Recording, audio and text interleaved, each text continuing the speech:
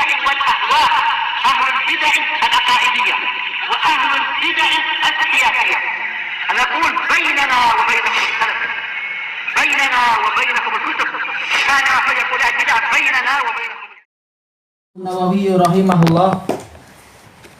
Al-hadits at-tasi' wa salatun ba'da salasimi'ah 339 wa anhu radhiyallahu an, yaitu dari Abi Hurairah radhiyallahu an, qala Rasulullah sallallahu alaihi wasallam, innallaha ta'ala khalaqal khalq. Sesungguhnya Allah Ta'ala menciptakan makhluk. Hatta idza faragha minhum, sampai apabila Allah selesai dari mereka, qamatir rahim. Rahim yaitu kekerabatan berdiri. Faqalat hadza maqamul aidi bika minal qati'ah. Dia mengatakan ini adalah posisi al-aid, orang yang berlindung kepadamu dari pemutusan. Qal na'am, ama taradaina an asila man wasalaki wa aqta'a man qata'ak. Apakah engkau tidak ridha untuk aku menyambung orang yang menyambung dirimu dan aku memutuskan orang yang memutuskan dirimu? Qalat bala. Sang rahim mengatakan tentu saya ridha. Qal fadzalika lak, yang seperti itu adalah untukmu. Yaitu apa? Ini ketentuan. Tsumma qala Rasulullah sallallahu alaihi wasallam iqra'u in syi'tum. Lalu Rasulullah SAW bersabda, bacalah kalau kalian mau. Fahal asaitum in tawallaitum an tufsidu fil ardi wa tuqatti'u arhamakum ulaika alladziina la'anahumullahu fa asammahum wa a'ma absarahum. Maka apakah kalian itu boleh jadi jika kalian berpaling, kalian nanti akan membuat kerusakan di bumi dan kalian memutuskan kerabat-kerabat kalian? Mereka itulah orang-orang yang dilaknat oleh Allah. Lalu Allah Ta'ala membuat tuli telinga-telinga mereka dan membuat buta mata-mata mereka. Muttafaqun alaih. Di sini Rasulullah SAW bersabda bahwasanya Allah Ta'ala manakala menciptakan makhluk, di sini ada sifat ta'ali, yaitu apa? Meninggi. Meninggi secara zat dan meninggi secara apa? Secara sifatnya dan qahrnya, kekuasaannya. Karena ketinggian Allah memang apa? Mencakup 3 jenis. Kemudian disebutkan di sini juga apa? Sifat al-khalaq, yaitu penciptaan. Khalaqal khalqa. Al-khalaq, alnya adalah istighraqiyah, mencakup segalanya. Dan ini masuk di dalam istilah apa itu? Al-masdar alladzi urida bihi isim maf'ul. Al-khalaq bermakna makhluk. Seperti apa? Ar-raddu bermakna al-mardud. Dan contoh-contoh yang lain ma'ruf seperti ini. Seperti apa? Apa itu? Kenapa? Itu wazan fi'al. Kita ingin masdar. Seperti hars. Harsul lakum mahrusun lakum. Baik. Al-khalaq di sini maksudnya adalah makhluk. Dan seperti apa makna yang diinginkan, yang dipakai oleh orang-orang apa itu Jahmiyah untuk sembunyi itu lafzi bil Quran makhluk. Lafzi maksudnya adalah malfudhi. Maksudnya Al-Quran. Baik. Ini khalaq bermakna makhluk. Manakala Allah Ta'ala menciptakan makhluk, hatta idza faragha minhum, sampai apabila Allah selesai dari mereka, maksudnya adalah dari jenis mereka. Kenapa? Karena ayat hadis ini bercerita tentang perkara yang telah lalu. Makanya Allah Ta'ala, Rasulullah mendatangkan fi'il madhi, khalaqa dan apa? Faragha, telah selesai. Sementara makhluk itu masih terus terbaharui sampai hari kiamat. Berarti maksudnya apa? Sebagaimana disebutkan oleh Ibnul Qayyim rahimahullah di dalam Al-Fawaid, maksudnya adalah jenis makhluk. Segala jenis makhluk Allah Ta'ala telah ciptakan. Masalah pokok, Allah masih terus mencipta, tapi jenis pokok sudah selesai dulu, diselesaikan penciptaannya. Dan manusia adalah jenis makhluk yang terakhir diciptakan, yaitu dari sisi jenisnya.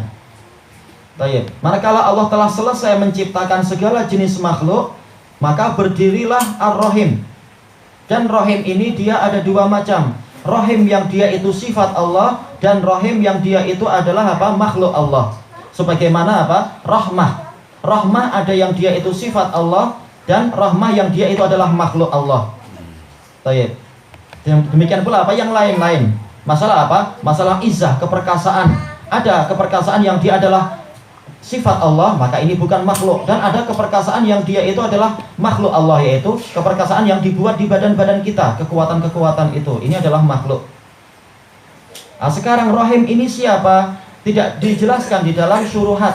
Apakah ini termasuk dari makhluk ataukah dia ini termasuk dari sifat? Allah lebih tahu. Tetapi apa? Yang pasti ini adalah rahim yang bicara.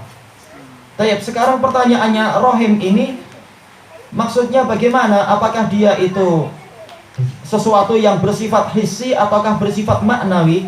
Hissi dalam artian boleh dilihat, boleh dipegang dan semacam itu, ataukah maknawi seperti apa? Dosa itu warnanya apa atau bentuknya apa? Kita nggak tahu. Itu adalah maknawi, sesuatu yang bersifat maknawi. Baik, boleh jadi rahim di sini yang dimaksudkan adalah sesuatu yang maknawi, yaitu kekerabatan. Karena rahim sendiri yang bersifat hissi maksudnya adalah sanak kerabat kita, paman, ayah, ibu. Ini semua adalah rahim. Dan tidak mungkin mereka ini yang waktu itu berdiri di hadapan Allah Ta'ala. Bahkan disebutkan dalam Sahih Bukhari itu apa itu? Yaitu ta'khudhu bihiqwaillahi ta'ala. Dia yaitu bergantung kepada pinggang Allah Ta'ala. Dan ini termasuk bagian dari sifat-sifat yang Allah Ta'ala ceritakan pada kita. Allah tahu tentang hakikatnya dan kita tidak tahu, tapi itu pasti benar. Maka tidak mungkin itu adalah manusia. Maka boleh jadi ini adalah apa? Sesuatu yang maknawi. Al-muhim kekerabatan. Kekerabatan berdiri. Faqalat, lalu kekerabatan itu berkata, baik, kalau ini adalah sesuatu maknawi, maka ini menunjukkan apa itu? Qudratullahi ta'ala ala tahwili az-zawat. Kemampuan Allah Ta'ala untuk merubah-rubah zat. Seperti apa? Seperti di alam kubur. Kebaikan itu dirubah menjadi apa? Sosok manusia yang handsome atau yang cantik. Sementara kejelekan dirubah oleh Allah Ta'ala menjadi apa? Sosok manusia yang buruk. Demikian pula di hari kiamat, kebaikan dan kejelekan dijadikan punya jasad dan mampu untuk apa? Dan boleh untuk ditimbang, punya berat dan sebagainya. Maka ini menunjukkan kekuasaan Allah dan keperkasaan Dia yang sempurna, mampu merubah makna menjadi apa? Sesuatu benda yang boleh diraba atau boleh dipegang, boleh dilihat dan seterusnya. Faqalat, lalu si rahim ini, dan dia adalah secara jenisnya adalah apa? Mu'annas, yaitu bentuk perempuan. Hadza maqamul a'idzi bika minal qati'ah. Ini adalah posisi orang yang berlindung kepadamu dari pemutusan. Barang siapa dia ingin berlindung kepada Allah, barang siapa dia ingin berlindung kepada Allah dari keterputusan, hendaknya dia rajin-rajin menyambung silaturahim. Qal na'am, Allah Ta'ala menjawab ya. Ama taradain, apakah engkau tidak ridha an asila man wasalaki wa aqta'a man qata'ak? Apakah engkau tidak ridha untuk aku menyambung orang yang menyambung dirimu dan aku memutus orang yang memutus dirimu? Dia mengatakan bala. Ini menunjukkan apa? Al jaza' min jinsil amal. Balasan sesuai dengan amalan. Barang siapa menyambung kekerabatan, maka Allah Ta'ala akan menyambung dirinya. Menyambung, membuat hubungan bagus dengan Allah. Bahkan apa? Terbuka berbagai macam kebaikan. Dan barang siapa memutuskan hubungan dengan kekerabatan, maka Allah akan memutuskan hubungan dengan dirinya. Bahkan jangankan kekerabatan, sekedar orang lain yang sakit saja, kalau kita hubungi dia, maka kita akan mendapatkan kedekatan dengan Allah Ta'ala di situ. Apalagi ini adalah sanak kerabat kita. Baik. Qal bala. Jawab dari apa? Jawab takrir untuk soal yang sifatnya nafi. Jawabannya adalah bala. Qal fadzalika lak, maka ini adalah bagianmu. Jadi masing-masing segalanya telah memiliki bagian. Untuk surga bagiannya adalah apa? Orang-orang yang taat kepada Allah, orang-orang yang berbakti, orang-orang yang lemah dan dia itu bertakwa kepada Allah dan rendah hati. Bagian neraka adalah apa? Setiap orang yang sombong, setiap para tukang gambar dan seterusnya. Lafaz-lafaz yang jelas disebutkan oleh Rasulullah yang menjadi bagian dari neraka, yaitu hak untuk dimakan oleh neraka. Baik, sekarang hak untuk rahim adalah ini. Barang siapa rajin menyambung kekerabatan, maka dia akan bersambung dengan rahim yang ada di hadapan Allah itu. Dan dia akan bersambung dengan arhamur rahimin, yaitu Allah Ta'ala. Dan barang siapa memutuskan hubungan, maka Allah akan memutuskan hubungan dari dirinya. Baik, kemudian Rasulullah SAW bersabda, Iqra'u in syi'tum. Ini menunjukkan walaupun Rasulullah SAW kalam beliau adalah hujjah, tapi beliau mengajarkan kepada umat untuk apa? Untuk rajin-rajin mendatangkan hujjah. Sebagaimana dijelaskan oleh Imam Ibnul Qayyim rahimahullahu ta'ala di dalam I'lamul Muwaqqi'in. Rasulullah SAW kalam beliau sendiri hujjah, tapi sering dalam hadis-hadis beliau mendatangkan hujjah, membuktikan bahwasanya kalam beliau adalah benar, bahwasanya ajaran beliau adalah sama dengan ajaran Al-Quran. Sering mendatangkan dalil dari Al-Quran dan sering pula apa? Mendatangkan dalil dari apa? Akli, dan terkadang mendatangkan apa? Dalil yang sifatnya adalah qiyasi. Sering itu menunjukkan apa? Kalau Rasul yang maksum saja beliau tidak hanya menyuruh orang, memaksa orang taat pada dirinya sendiri tanpa hujjah, beliau sendiri mengajarkan hujjah.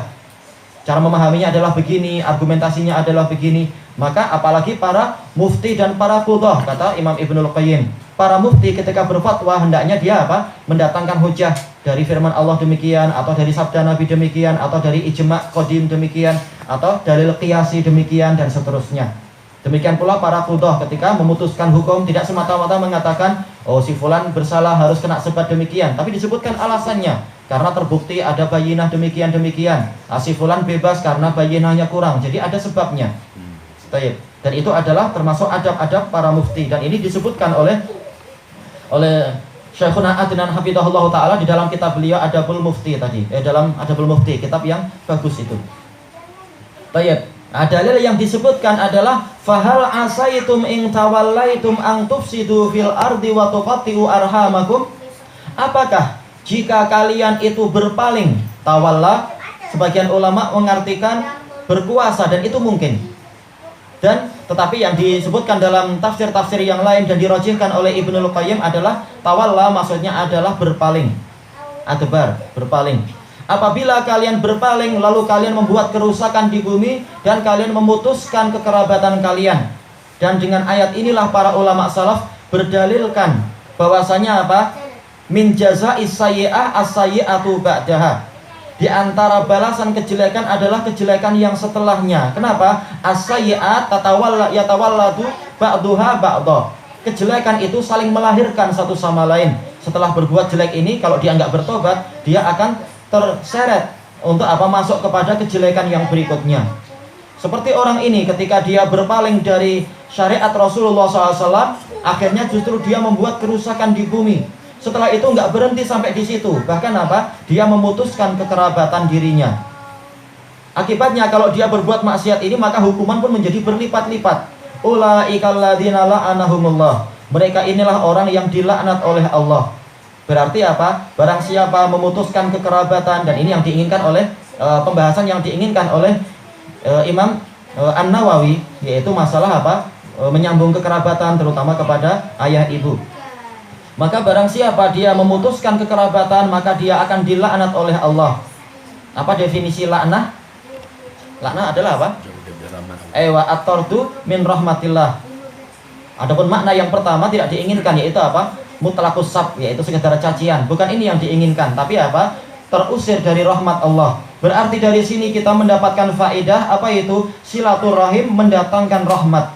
Dan kita tahu definisi rahmat sebagaimana disebutkan oleh Al-Qurtubi, rahmat itu adalah apa? Al-ata wa al-in'am wa rizq, yaitu apa? Pemberian, kemudian apa? Diberi nikmat dan juga rezeki. Berarti dari sini kita tahu bahwasanya barang siapa menyambung kekerabatan, maka dia akan mendapatkan tambahan kebaikan dan rizki dari Allah Ta'ala. Makanya di dalam hadis yang diriwayatkan oleh Imam Bukhari dan lain-lain itu dari Anas bin Malik radhiyallahu an, Rasulullah SAW bersabda, "Man ahabba an yunsa'alahu fi asarihi wa yubsatalahu fi rizqihi falayasil rahimah." Barang siapa ingin umurnya dipanjangkan dan rezekinya itu dilebarkan, maka hendaknya dia menyambung kekerabatan. Jadi menyambung silaturahim ini akan apa? Memperbanyak rezeki kita dan memanjangkan umur kita, umur dalam kebaikan dan seterusnya. Dan itu terbukti berkali-kali seperti itu. Adapun orang yang justru memutuskan kekerabatan, maka mereka ini akan dilaknat oleh Allah Ta'ala.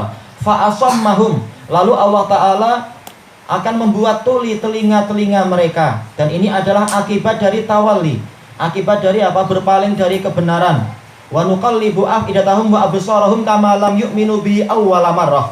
Dan kami akan membolak-balikkan hati-hati mereka dan mata-mata mereka sebagaimana mereka tidak beriman kepada kebenaran pada kali yang pertama. Sebagaimana disebutkan oleh Imam Ibnul Qayyim rahimahullah ta'ala di dalam Al-Fawaid, hadari apa itu? Min af'ala min fi'laini aqibatuhuma wakhimah. Hindarkan oleh kalian, waspadailah oleh kalian dua perbuatan yang akibatnya itu adalah sangat buruk. Di antaranya adalah ini. Ketika datang kebenaran, ternyata dia menolak, maka boleh jadi pada kali yang kedua dia akan dibutakan dan ditulikan oleh Allah Ta'ala. Kemudian beliau mendatangkan beberapa dalil terkait dengan ini, di antara dalil yang kita sebutkan tadi. Baik, kemudian apa? Wa a'ma absarahum, dan Allah Ta'ala menjadikan buta mata-mata mereka. Dan ini adalah balasan. Al-jaza min jinsil amal. Balasan sesuai dengan amalan. Yaitu apa? Man ta'ama uqiba bil ama. Barang siapa pura-pura buta, maka dia akan dihukum dengan apa? Kebutaan. Sebagaimana ayat yang sering dibacakan oleh apa? Oleh para khatib dan sebagainya itu. Yaitu apa? Fa imma ya'tiyannakum minni huda famanittaba'a hudaya fala yadhillu wa la yashqa wa man a'rada an dzikri fa innalahu ma'isyatan dhanka wa nahsyuruhu yaumal qiyamati ama. Qala rabbi lima hasyartani ama wa qad kuntu basira qala kadzalika atatka ayatuna fanasitaha wa kadzalikal yauma tunsa. Apabila telah datang kepada kalian peringatan dariku, maka barang siapa mau mengikuti peringatanku, yaitu petunjuk dariku, maka apa? Dia tidak akan tersesat di dunia dan dia tidak akan celaka di akhirat. Dan barang siapa berpaling dari peringatanku, ya yang tadi petunjuk, kemudian di sini Allah Ta'ala menamakan Al-Quran sebagai peringatan. Barang siapa berpaling dari peringatanku, maka dia akan mendapatkan penghidupan yang sempit dan dia akan dikumpulkan. Kami akan mengumpulkan dia di hari kiamat dalam keadaan buta. Maka dia bertanya, wahai Rabbku, kenapa engkau mengumpulkan saya dalam keadaan buta? Padahal dulu saya itu melihat. Maka Allah menjawab, seperti itulah, telah datang kepadamu ayat-ayatku, lalu engkau meninggalkannya. Maka pada hari ini engkau pun ditinggalkan.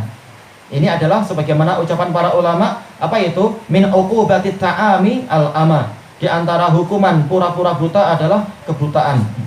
Kenapa? Karena ayat didatangkan untuk mendatangkan basirah, agar mata hati kita menjadi semakin tajam. Barang siapa dia menerima basirah, maka apa? Dia menerima basair dari Allah, yaitu hujjah dan bayinat, maka mata hatinya akan semakin kuat, basirah dia akan semakin tajam. Tayyib, ilahuna wallahu a'lam.